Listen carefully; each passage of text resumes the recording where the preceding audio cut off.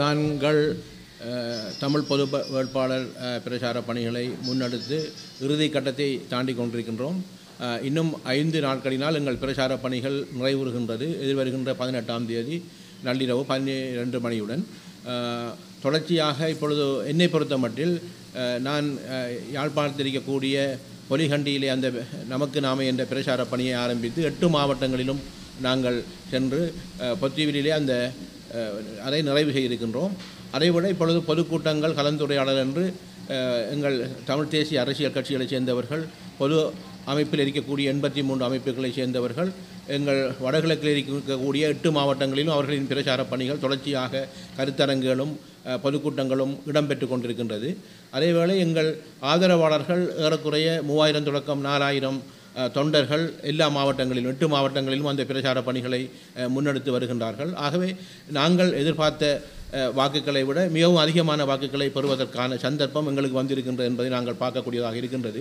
அதைவிட எங்கள் புலம்பெயர்ந்து வாழ்கின்ற உறவுகளாக இருக்கலாம், அல்லது இந்தியாவில் இருக்கக்கூடிய தமிழ்நாட்டு அரசியல்வாதிகளாக இருக்கலாம், அதைவிட தென்பகுதியில் இருக்கக்கூடிய பல்வேறுபட்ட தமிழ் பற்றாளர்கள், தமிழ் செயற்பாட்டாளர்கள், தமிழ் அரசியல் கட்சிகளை சேர்ந்தவர்கள் பலர் அந்த பிரச்சாரங்களிலே எங்களை வருமாறும் அழைத்திருக்கின்றார்கள். மலையகத்தை பொறுத்த மட்டில் மலையக மக்களும் எங்களுடன் உறுதுணையாக இருக்கின்றார்கள். ஆகவே இந்த பிரச்சார பணிகளை தொடர்ச்சியாக ஈடுபடுகின்ற போது சில தப்பான கருத்துக்களும் வந்து கொண்டிருக்கின்றன. அதை தெளிவுபடுத்த வேண்டிய தேவை எங்களுக்கு இருக்கின்றது. குறிப்பாக நாங்கள் தெளிவாக கூறியிருக்கின்றோம் மக்களிடம், எதிர்வருகின்ற இந்த 21ஆம் தேதி சங்கு சின்னம், அதாவது பொது வேட்பாளராக எனது பெயர் அதில் குறிக்கப்பட்டிருந்தாலும், அடையாளமாக என்னை நிறுத்தப்பட்டிருந்தாலும், அதன் தேர்தல் சின்னமாக இருக்கக்கூடிய சங்கு சின்னத்துக்கு மாத்திரம் வாக்களிக்க வேண்டும், அதற்கு மாத்திரமே புள்ளடி போட வேண்டும் என்பதுதான் பொது கட்டமைப்பாக இருக்கலாம், தமிழ் தேசிய பொது கட்டமைப்பு பொது வேட்பாளராக இருக்கக்கூடிய எனது வேண்டுகோளாக இருக்கின்றது. ஆனால் சிலர் கூறுகின்ற கருத்து என்னவென்றால், சங்கு சின்னத்துக்கு வாக்களித்து விட்டு இன்னும் விரும்பிய XYZ யாராவதுக்கு வாக்களிக்கலாம் என்கின்ற விடயத்தை கூறுகின்றார்கள். அது எக்காரணம் கொண்டும் எங்களால் கூறப்படவில்லை, பொது கட்டமைப்பால் கூறப்படவில்லை. தமிழ் தேசிய பொது கட்டமைப்பு அதில் தெளிவாக இருக்கின்றது. நாங்கள் நிராகரிக்க வேண்டியது பேரினவாத சிங்கள வேட்பாளர்கள் என்பதை நாங்கள் தெளிவாக இருக்கின்றோம். ஆகவே நாங்கள் யாரையும் எங்களுடன் சேர்ந்து கோர்த்து முடிச்சு போட வேண்டிய அவசியம் இவருக்கும் இல்லை என்பதை நாங்கள் மீண்டும் மீண்டும் தெளிவாக கூறுகின்றோம். அவ்வாறான கருத்துக்கள் வருகின்றதை நாங்கள் வன்மையாக கருத்துக்களை சொல்லுகின்றவர்களையும் வன்மையாக கண்டிக்கின்றோம். அந்த கருத்துக்களை கேட்பவர்களும் மிகவும் தெளிவாக இருக்க வேண்டும். இதிலே காட்ட வேண்டிய விடயம் என்னவென்றால், தமிழ் பொது வேட்பாளருக்கு அளிக்கின்ற வாக்கு என்பது ஒட்டுமொத்த தமிழ் மக்களுக்கு அளிக்கின்ற வாக்குகளாக கருத வேண்டும். இப்பொழுது எவருமே 50% அதிகமான வாக்குகளை பெற முடியாது என்ற நிலை அவர்களுக்கு ஏற்பட்டதன் காரணமாக வடகிழக்கிலே அவர்கள் இப்பொழுது முகாமிட்டிருக்கின்றார்கள். குறிப்பாக நல்லூர் திருவிழாவில் தென்பகுதியிலே இருந்து காப்பு கடை வைப்பது போன்று, கொக்கட்டிச்சோலை தாண்டோன்றீஸ்வரர் ஆலயத்திலே தென்பகுதியிலே இருந்து மிட்டாய் கடை வைப்பது போன்று இப்பொழுது தென்பகுதியிலே இருக்கின்ற வேட்பாளர்கள் இங்கு வந்து முகாமிட்டு பல பிரச்சாரங்களை முன்னெடுத்து கொண்டிருக்கின்றார்கள். அவர்களுக்கு ஆதரவாக சில தமிழ் தேசிய கட்சிகளிலே இருக்கின்ற ஒரு சிலர் அல்லது தமிழர்கள் அதுக்கு முகவர்களாக செயல்படுகின்றார்கள். ஆகவே அந்த முகவர்களாக செயல்படுகின்றவர்களும் ஒன்றை புரிந்து கொள்ள வேண்டும். இது ஒரு ஒட்டுமொத்த இனத்துக்கான ஒரு தேர்தலாக நாங்கள் இந்த தேர்தலை நடத்துகின்ற போது அதை குழப்புகின்ற விடயமாக அவர்கள் செயல்படக்கூடாது. இன்னும் இருப்பது 7 நாட்கள் இருக்கின்றது. அந்த 7 நாட்களுக்குள்ளாவது அந்த மனம் மாறி நிச்சயமாக இந்த பொது கட்டமைப்பில் இருக்கின்ற இந்த வேட்பாளர் சங்கு சின்னத்துக்கு வாக்களிப்பதற்கு எல்லோரும் உறுதுணையாக வர வேண்டும் என்பதை நாங்கள் திரும்ப நாங்கள் கூறிக்கொள்ள விரும்புகின்றோம். அடுத்தது வாக்களிக்கின்ற போது வாக்குச்சீட்டிலே இருக்கின்ற 18வது இடத்திலே சங்கு சின்னம் இருக்கின்றது. அந்த சங்கு சின்னத்துக்கு மாத்திரம் ஒரு புள்ளடி போட்டுவிட்டால் போதும், அது நிச்சயமாக அது ஏற்றுக்கொள்ளப்படும். அதை விட்டு வேறு விதமான கருத்துக்களை கேட்டு அந்த வாக்குச்சீட்டை குழப்புகின்ற நடவடிக்கையிலும் பலர் ஈடுபடுகின்றார்கள். பலர் சயித் பிரேமதாசாவை ஆதரிக்கிறவராக இருக்கலாம், அல்லது அனுரகுமார திசாநாயக்காவை ஆதரிக்கிறவராக இருக்கலாம், அல்லது ரணில் விக்ரமசிங்கவை ஆதரிப்பவர்களாக இருக்கலாம். அவர்களும் சில விடயங்களிலே சில இடங்களிலே கூறுவதை நாங்கள் பார்த்திருக்கின்றோம். சங்கு சின்னத்திற்கு வாக்களித்து விட்டு அவர்கள் இலக்கத்தை குறிப்பிட்டு வாக்களிக்கலாம் என்று கூறுகின்றார்கள். அது நாங்கள் கூறவில்லை. உத்தியோகபூர்வமாக இந்த தமிழ் தேசிய பொது கட்டமைப்பு அவ்வாறான நிலைப்பாட்டிலே இல்லை. அவர்கள் கூறுகின்ற கருத்துக்களுக்கு நாங்கள் செவிசாய்க்கவும் தயாராக இல்லை. எனவே எல்லோரும் சங்கு சின்னத்துக்கு வாக்களிக்க வேண்டும். இருக்கின்ற இந்த 18 நாட்களுக்குள் மக்களுக்கு தெளிவுபடுத்த வேண்டிய பொறுப்பு இருக்கின்றது. இந்த தேர்தல் என்பது தனிநபரை இலக்கு வைத்து போட்டியிடுகின்றது. தென்பகுதி வேட்பாளர்கள் போட்டியிடுகின்றார்கள். தங்களை தாங்களே முதன்மைப்படுத்தி தாங்கள் ஜனாதிபதியாக வந்தால் அதை செய்வோம் இதை செய்வோம் என்று அவர்கள் கூறுகின்றார்கள். ஆனால் நான் அவ்வாறல்ல. நான் என்னை முதன்மைப்படுத்தி எக்காரணம் கொண்டும் தேர்தல் பிரச்சாரம் செய்யவில்லை. இனத்தை முதன்மைப்படுத்தித்தான் இந்த பிரச்சாரம் செய்கின்றோம். எனது வெற்றி என்பது இனத்தின் வெற்றியை தவிர எனது வெற்றி அல்ல. இதை மக்கள் புரிந்து கொள்ள வேண்டும். மக்கள் புரிந்திருக்கின்றார்கள். மக்களை குழப்புகின்றவர்கள் தான் பல்வேறுபட்ட வதந்திகளை கூறுகின்றார்கள். பல்வேறுபட்ட வேட்பாளர்களுக்கு பின்னணியில் நாங்கள் இருக்கின்றோம் அல்லது பொது கட்டமைப்பு இருக்கின்ற விடயங்களை எல்லாம் கூறி குழப்புகின்றார்கள். எவரும் குழப்ப வேண்டிய அவசியமில்லை.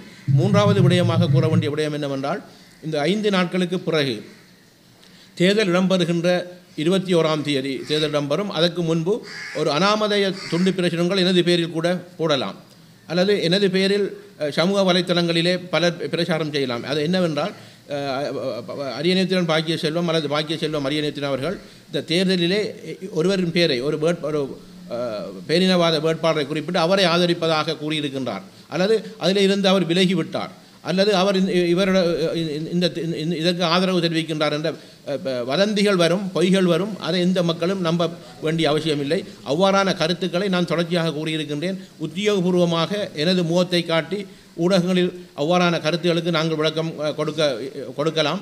ஆகவே இந்த துண்டு பிரசுரங்களில் வரும் கருத்துக்கள் யாரும் எனது பெயரை போட்டு இப்பொழுது AI தொழில்நுட்பம் மூலமாக எனது படத்தை போட்டு நானே கதைப்பது போன்று கூட வரலாம். அவ்வாறான தொழில்நுட்பம் இப்பொழுது மாறி இருக்கின்றது. ஆகவே இதில் ஊடகவியலாளரும் இதில் மிகவும் அவதானம் அறிக்க வேண்டும், பொதுமக்களும் அவதானம் அறிக்க வேண்டும். எக்காரணம் கொண்டு நான் ஒரு பணியை எடுத்ததாக இருந்தால் அதை முடியும் வரை அந்த இலக்கு வரையும் நாங்கள் அந்த பயணத்தில் இருக்கின்றோம். ஆகவே எவரும் குழம்ப வேண்டிய அவசியமில்லை. இன்னும் இருக்கின்ற அந்த 5 நாட்களில் பிரச்சாரங்களை செய்யுங்கள். நிச்சயமாக எல்லோரும் வாக்களியுங்கள். 22ஆம் தேதி நாங்கள் எதிர்பார்த்த வாக்குகளை விட மிகவும் அதிகப்படியான வாக்குகள் மூலம் சர்வதேசத்துக்கும் இலங்கை அரசாங்கத்துக்கும் இந்தியா நாட்டுக்கும் எமது எதிராக இருக்கின்ற எங்களுக்கு எதிராக பிரச்சாரம் செய்கின்றவர்களுக்கும் நாங்கள் ஒரு பதிலை கொடுப்போம். நிச்சயமாக மக்கள் பதில் கொடுப்பார்கள் என்று நினைக்கின்றேன். நன்றி, வணக்கம். தேசிய பெருக்கடையாகு உங்களை தமிழரசு கட்சியிலிருந்து உங்களை பொது வேட்பாளராக தமிழரசு கட்சிகளே இப்போ கடந்த ஒரு சில வார காலமாக மாறி யாருக்கு வாக்களிப்பது என்பது தொடர்ந்து அவர்களுக்குள்ளேயே முரண்பாடுகள் முக்கியமாக நடைபெறுகின்றன. அதில் திருவண்ணாமலை மாவட்டம், கிளிநொச்சி மாவட்டம் தங்களை கிளைக்குழுக்கள் தமிழ் பொது வேட்பாளரை ஆதரிப்பதாக முடிவெடுத்தது. ஆனால் நேற்று மீளவும் தமிழரசு கட்சி தங்கள் முடிவை மாற்றம் என்று சொல்லியிருக்கிறது. 15ஆம் தேதி பொதுக்கூட்டம் கொண்டிருக்கிறது. அதில் முடிவெடுக்கப்படும் என்று செய்திகள் வருகிறது. இவர்களுக்கு உங்களது கட்சிகளுக்கு நீங்கள் சொல்ல விரும்புகின்ற செய்தி? நீங்கள் கூறுகின்ற விடயமே தவறான கருத்து என்னவென்றால், இலங்கை தமிழரசு கட்சி முடிவெடுக்கவில்லை. இலங்கை தமிழரசு கட்சியில் இருக்கின்ற ஒரு சிலர் எடுத்த முடிவை தமிழரசு கட்சியாக காட்டப்படுகின்றது. அதில் தெளிவாக நீங்கள் பார்த்திருப்பீர்கள். இறுதியாக நடந்த 5 பேர் கொண்டு ஒரு ஒரு ஆலோசனை கூட்டம் இடம்பெற்றதாக அறிந்திருந்தேன். நான் ஊடகங்களில் பார்த்தேன். அதில் கலந்து கொண்ட எமது யாழ் மாவட்ட பாராளுமன்ற உறுப்பினர் நாங்கள் இலங்கை தமிழரசு கட்சியினால் பொதுச்சபையினால் தெரிவு செய்யப்பட்டு இருக்கின்ற சிவஞானம் சிறிதரன் அவர்கள் தெளிவாக கூறியிருக்கின்றார். அந்த கருத்து மிகவும் தவறானது, அவ்வாறான முடிவெடுக்கவில்லை என்ற கருத்தை கூறியிருக்கின்றார். தான் பொது வேட்பாளரை ஆதரிக்க வேண்டும் என்ற கருத்தை தான் தொடர்ச்சியாக சொல்வதாக அவர் கூறியிருக்கின்றார். ஆகவே இந்த இலங்கை தமிழரசு கட்சி என்ற பெயரை சிலர் பாவிக்கின்றார்கள். அதில் இன்னொரு விடயம் இருக்கின்றது. நீங்கள் அந்த இறுதியாக நடந்த மத்திய குழு கூட்டத்திலே முக்கியமானவர்கள் கலந்து கொள்ளவில்லை. அதில் தலைவராக இருக்கக்கூடிய மாவிசேனது ராஜ் அவர்கள் கலந்து கொள்ளவில்லை. தலைவராக தெரிவு செய்யப்பட்டு இருக்கின்ற சிவஞானம் சிறிதரன் அவர்கள் கலந்து கொள்ளவில்லை. சிரேஷ்ட உறுப்பினர்களாக இருக்கக்கூடிய ஸ்ரீநேசன் ஐயா அவர்கள் கலந்து கொள்ளவில்லை. யோகேஸ்வரன் ஐயா அவர்கள் கலந்து கொள்ளவில்லை. இவ்வாறு எங்கள் வட மாகாணத்திலேயும் கிழக்கு மாநிலத்தில் இருக்கக்கூடிய பலர் முக்கியஸ்தர்கள் கலந்து கொள்ளாமல் திடீரென்று அந்த முடிவெடுத்திருக்கின்றார்கள். அதிலே அவர்கள் கூறப்பட்ட விடயம் ஏற்கனவே என்னவென்றால், இந்த தேர்தல் விஞ்ஞாபனங்களிலே குறிப்பிட சமஷ்டி அடிப்படையிலான தீர்வை யாராவது அந்த தேர்தல் விஞ்ஞாபனத்திலே அதை சுட்டிக்காட்டி இருப்பார்களாக இருந்தால் அதை பரிசீலிப்பதற்கு தயாராக இருப்போம் என்று கூட கூறியிருந்தார்கள். ஆனால் எந்த ஒரு தேர்தல் விஞ்ஞாபனத்திலும் பிரதான வேட்பாளராக இருக்கக்கூடிய 3 வேட்பாளர்களும் எவருமே சமஷ்டி என்கின்ற சொல்லையோ அல்லது சுயநிர்ணய உரிமை என்ற கருத்தையோ கூறவில்லை. ஆனால் அவர்கள் என்ன காரணத்துக்காக ஆதரிக்கின்றார்கள் என்று கூறவில்லை. நான் நினைக்கின்றேன், ஒரு தனிப்பட்ட குரோத காரணமாக ஒரு பொது வேட்பாளரை தோற்கடிக்க வேண்டும் என்று கூறியவர்கள் இருக்கின்றார்கள். ஆகவே தோற்கடிப்பதற்கு கருவியாக யாரை பாவித்திருக்கின்றார்கள் என்றால் சயித் பிரேமதாசாவை கருவியாக எடுத்திருக்கின்றார்கள். அந்த கருவிக்கு இன்னும் பல விடயங்கள் இருப்பதாக கூறப்படுகின்றது. ஆகவே நான் இந்த இலங்கை தமிழரசு கட்சி இந்த முடிவை எடுத்தது என்பதை நான் ஏற்றுக்கொள்ளவில்லை. இலங்கை தமிழரசு கட்சியில் இருக்கின்ற ஒரு சிலர் எடுத்ததாகத்தான் நான் அதை ஏற்றுக்கொள்கின்றேன். இதே நேரம் கிழக்கில் பிள்ளையான் அவர்கள் நேற்று முன்தினம் ஒரு கருத்தை முன்வைத்திருக்கின்றார். பொது வேட்பாளர் என்பது ஒரு தேவையற்ற விடயம். கிழக்கிலே அம்பாறைக்கும் மட்டக்களப்புக்கும் ஒரு அமைச்சு பதவி 2 அமைச்சு பதவிகள் எடுக்க வேண்டும், அதுதான் எங்களுக்கு தேவை, அதுக்காகவே நாங்கள் வேலை செய்ய வேண்டும் என்று சொல்லி ஒரு கருத்தை இதை நீங்கள் கிழக்கு மாகாண மகன் என்ற வகையில் நீங்கள் இதை இல்லை அவர் அது மாற்றம் சொல்லவில்லை. இது யாழ்ப்பாணத்தாக்கு பின்னால் செல்லக்கூடாதுன்னு சொல்லியிருக்கிறார். நான் பார்த்தேன். இதில் என்ன பிரச்சனை என்றால் அவருக்கு யாழ்ப்பாணத்தாக்கள் தான் முகவரி கொடுத்தது. முதலாவது அவருக்கு தமிழீழ விடுதலை புலிகள் இயக்கத்தில் போராடிய போரு தமிழீழ விடுதலை புலிகள் என்ற அவருக்கே சுயமாக கட்சியின் பேர் வைக்க முடியவில்லை. தலைவர் பிரபாகரன் வைத்த பேரைத்தான் விடுதலை புலிகள் என்ற பெயரில் தமிழ் மக்கள் விடுதலை புலிகள் என்று வைத்திருக்கிறார். அது கூட சுயமாக அவர் செய்யவில்லை. அவரின் கருத்து இதை அவர் உண்மையில் வெளிப்படையாக கூறியிருக்கின்றார். தனது நோக்கம் அமைச்சர் பதவியும் அபிவிருத்தியும் என்பது அது அவரின் கருத்து. அதற்காக போட்டியிடுங்கள் என்று மக்களிடம் கூறுகின்றார். மக்கள் அதை ஏற்பதற்கு தயாரில்லை என்றால் நானும் அம்பாறை மாவட்டத்தில் சென்று பிரச்சாரம் செய்ததான், மட்டக்களப்பு எல்லா இடங்களிலும் சென்று பிரச்சாரம் செய்திருக்கின்றனர். ஆகவே அவர்களுக்கு பிரச்சாரம் என்பது பிரதேச ரீதியாக பிரதேச வேறுபாடுகளை வைத்து தங்களை அபிவிருத்தி நாயர்களாக காட்டி தாங்கள் முன்னிலைப்படுத்தி அவர்கள் சொல்லுகின்றார்கள். ஆனால் அவர்கள் கூறுகின்ற விடயமெல்லாம் அவர்களுக்கு கதைக்கின்ற விடயமெல்லாம் அபிவிருத்தியை ஊழல் இதைத்தான் எல்லாரும் கதைத்து கொண்டிருக்கின்றார்கள். ஆகவே அவரின் கருத்தை நாங்கள் ஏற்றுக்கொள்ள முடியாது, மக்களும் ஏற்றுக்கொள்ள மாட்டார்கள். ஏன்னால் நாங்கள் ஒரு விடுதலைக்காக போராடிய இனம் 75 வருடங்களாக சுயநிர்ணய உரிமைக்காக தந்தை செல்வா தொடக்கம் ஆயுத போராட்ட காலம் தலைவர் பிரபாகரனின் காலம் என்று இப்போ இராஜதந்திர ரீதியாக எங்கள் பயணம் சென்று விட்டது. ஆகவே இதுக்கான தீர்வை கிடைக்க வேண்டும் என்பதற்காக ஒரு நிலைப்பாட்டில் இருக்க வேண்டும் என்பதற்காக மக்கள் எல்லாரும் ஒன்று திரண்டிருக்கின்றார்கள். இதில் நாங்கள் காணுகின்ற வெற்றி என்னவென்றால் இந்த பொது வேட்பாளர் அறிவித்ததற்கு பிறகு நாங்கள் அவதானிக்கின்ற விடயம் இல்லை நீங்கள் அவதானிக்கின்ற விடயம் என்னவென்றால் இங்கு தமிழ் தேசிய கூட்டமைப்பு ஒரு சில ஒற்றுமை இல்லாமல் இருந்தது, இப்பொழுது ஒற்றுமையாக வந்திருக்கின்றது ஒரு விடயம்.